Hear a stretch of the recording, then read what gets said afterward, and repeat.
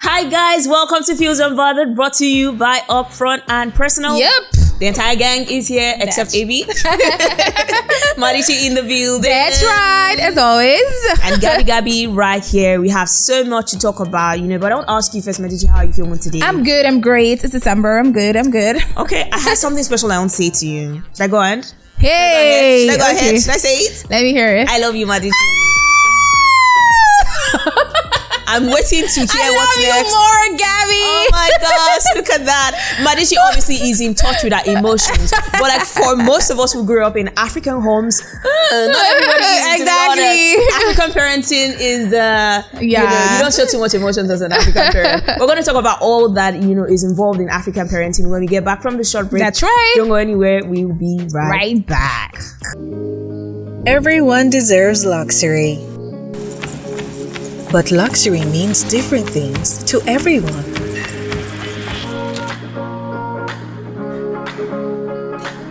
Luxury can mean appreciating the scenery of nature and stepping out to bask in the warmth of sunlight. Sometimes, luxury is savoring the satisfying and huggy taste of Amstel Malta Ultra. Other times, luxury is having enough selfie moments with your bestie. But in the end, real luxury is choosing your way to live. Amstel Malta Ultra. Choose your way to live.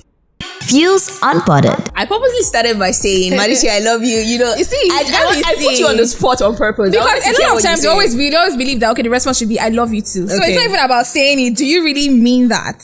I feel like that's what a lot of people don't actually think about. Because they can say, oh, Gabby, I love you. Marisha, I love you. Okay, there are still some people that, whether you mean it or not, they'll still tell you, thank you. Thank you, right? So I'm really looking forward to hearing what you say to me. I want to say, whether I mean it or not, but I wanted to hear what you have to say. Some people you just expect that, okay, this person going to say, I love you.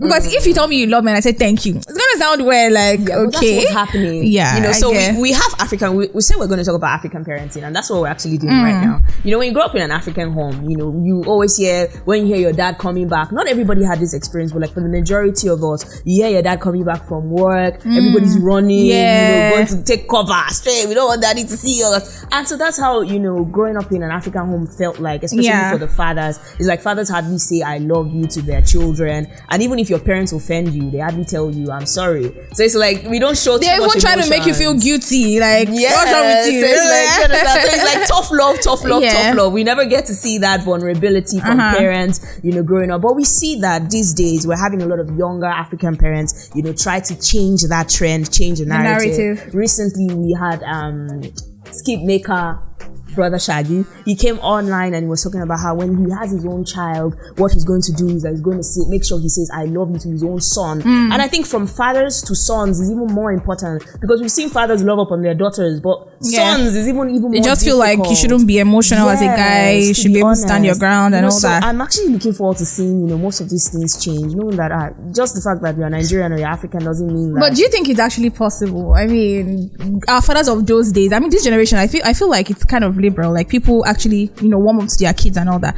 But then growing up, like you said, like it's as bad as when you hear your father's horn. We are five girls and a boy, right? So it's not like one person must actually go down to actually go and welcome him, right? But everybody's like, okay, I don't want to go. Okay. So what exactly is the reason? Do you think it has to do with like age? Do you think it's that generation? I think, or you think there's something more to it? I think parents those days were very particular about discipline, and a lot of times, because they felt like that's the only way that we can train a child for the child to come out all right. And it was the father's job to actually instill the discipline most times. So the mothers will love up on you, take care of you, give you food. But the father, you have to fear the father. But with Gen Z, right? Don't you think they actually need that kind of discipline? Because these guys are wild, man. So while we're thinking about how to go these forward, guys are wild. I know what you're saying, Seriously. but at the same time, we're now even seeing that it's now parents are starting to slow down on the discipline. Remember there was a time when Bovi's child came out and then she was talking and people were saying, Bovi's child is talking to her mother like that. Yeah. She called her mother this woman, and people were talking about how they felt it was rude. You can't be here like this, Elena, when your brother is there cooking. How can your brother know how to cook and you don't know how to cook? I said, okay, I'm not ready for drama. I'll go and help. What do you mean? Come on, get up. What drama? drama with you when you don't know how to cook? Who told you I don't know how to cook? He doesn't know how to cook. Tell her. After not cooking for how many years? Your mom is spoiling you by not teaching you how to cook. And Bobby came on and said, no, that's not being rude. You had a different kind of experience growing up as a child. You know, that doesn't mean that you. But do you think he would have actually come out to defend him? He won't come out to publicly. For him to post publicly, what's it called? Publicly shame his daughter now. He probably will scold her outside. But I feel like she was rude. A lot of people didn't say that. Okay, people say, oh, she was vocal, she's just being herself. I feel like there's a limit to being expressive, which is why I kind of like our old generation fathers, like how really you prefer what we're trying to do now. I think I do. I think I do because, like I said, Gen Zs are now wild. Like they can actually literally walk up to you in the sitting room and tell you, oh, stand up, I want to watch something on TV. That's how bad it is. Wow, that's really amazing. That's so many. Well, we saw recently good examples, right? Charles Okocha, who actually went to his daughter's school. And let me just play the video. Everyone deserves luxury, but luxury means different things to everyone.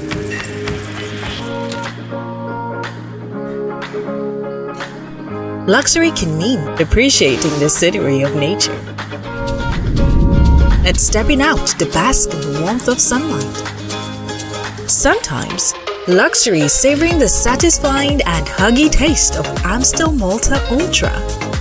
Other times, luxury is having enough selfie moments with your bestie.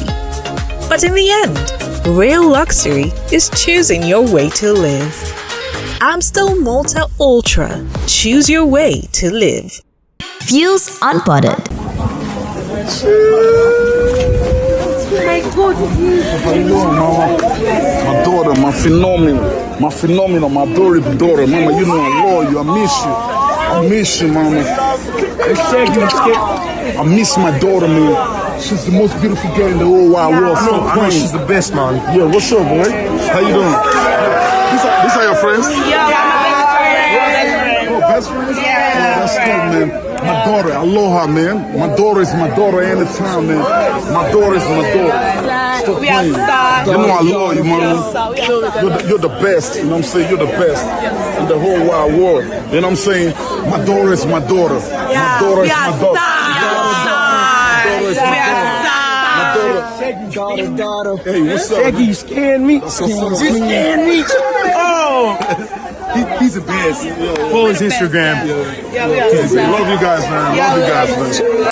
Okay, so this video is actually cute and all, yeah. I know it's funny because of who he is. A lot of people maybe is being comical about it, but in reality, not everybody does that. Yeah, that's the truth, because this is him, you know, saying all these words of affirmation to his daughter in the presence of her friends. You can imagine how healthy her self-esteem will be as a lady, knowing that dad is showering her love like that in public. And we see him do the same thing with his son. Think it's kind of like something he wants to do to trend? I don't think so. I mean, no, I don't think so. He could have actually done that without putting it on social media.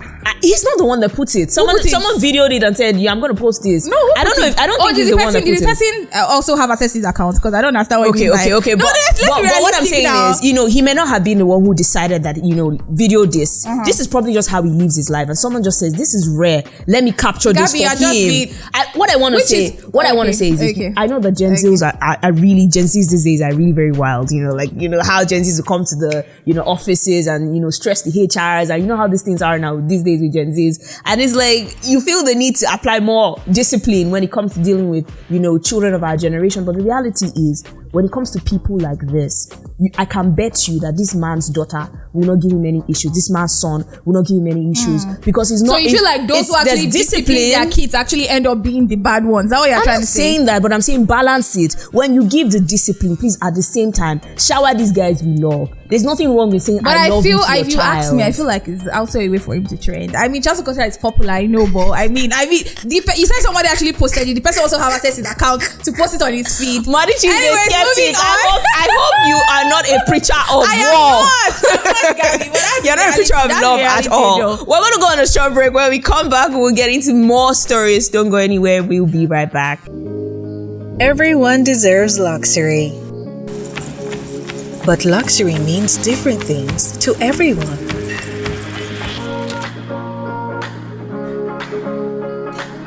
Luxury can mean appreciating the scenery of nature and stepping out to bask in the warmth of sunlight.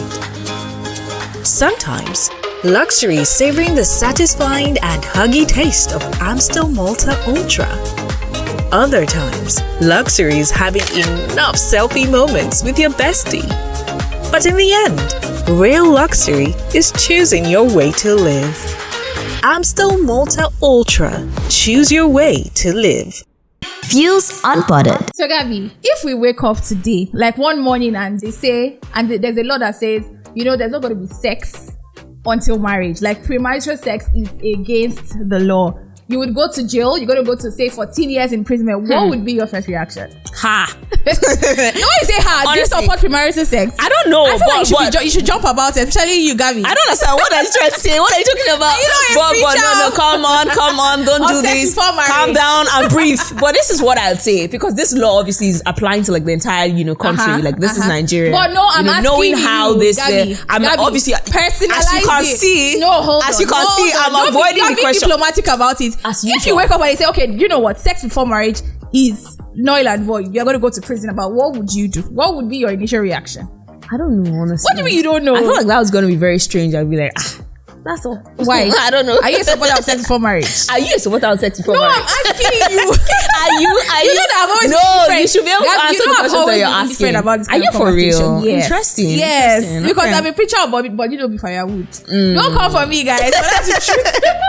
Okay. Because recently in Indonesia, there has been a law that says, okay, you can't have sex until you're married, or else you're going to be in prison, you're going to be jailed and all that. And a lot of people are like, oh, really? How is it going to work? Do you think it's going to be possible? And I feel like this is kind of, dicey, because if I eventually have sex with somebody, say for instance I'm in that country, and it doesn't just apply to citizens, it also applies to foreigners. Yeah. So do you know what that means? So if for instance I'm having sex, who would now be the person to actually go and leak it out? Is it my parents? Is it my spouse? Is it my brother or sister? So what do you think? How do you think that's going to work? I don't know how that's going to work actually, because two people are involved in this act, and then who's going to go and tell them? Exactly. Because you go and tell them, you know that okay, this is the person. Both of you are in for it. So I don't really know how that's going to work. Honestly, it's going to be really, really funny if it actually comes to Nigeria. I think if it comes to Nigeria, obviously it's going to curb cheating, because you're not going to be hearing, people coming out boldly any longer and saying, I'm married, but then as I'm married, I have like 5 side chicks, and I'm cheating with my full chest. I feel like the first thing I would say is that a lot of people are going to end up in jail.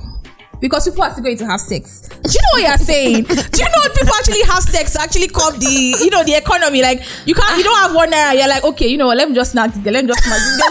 People actually. Oh my God, I'm hearing that for the first time. Wow. Oh my God. In jail. No sex. Do you know how people will be walking around like mad people? Honestly, I don't know what to say, but there's this new trend, where it's like, oh, if I'm, married to somebody, I don't have to stay faithful, and that's why that's the part for me that excites me the most. It's like, oh, you're married, but you're a married woman. Okay, stick with your partner. That's what I feel like is going to really change for a lot of people. But that's even they marriage. will normalize it. For instance, in relationship, how do you think that's going to work? I honestly don't know how this is going to play out for people, to be honest, because a lot of people now are obviously in very sexual relationships. Like a lot of people these days are in relationships that are sexual. So honestly, I don't know.